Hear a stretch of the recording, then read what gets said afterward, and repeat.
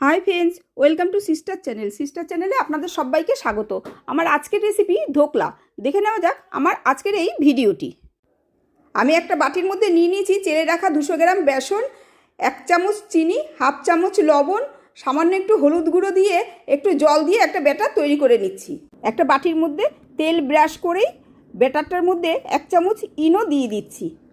যেই বাটিটার মধ্যে তেল মাখিয়ে রেখেছিলাম সেই বাটিটার মধ্যে ব্যাটারটা দিয়ে একটু সেট করে নিয়েই কড়াইয়ের মধ্যে ফুটন্ত জলের মধ্যে একটা স্ট্যান্ড বসিয়ে বাটিটা বসিয়ে দিয়ে 25 মিনিটের জন্য আমি এটা হতে দেবো। 25 মিনিট পরে আমি এটাকে একবার চেক করে নিচ্ছি।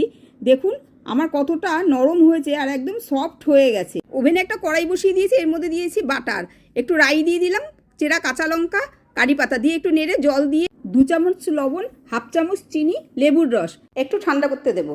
ধোকলাটাকে পিস করে কেটেই ওপর দিয়ে তড়কা আর ধনেপাতা ছড়িয়ে দিলাম। চ্যানেলটাকে সাবস্ক্রাইব আর লাইক করার জন্য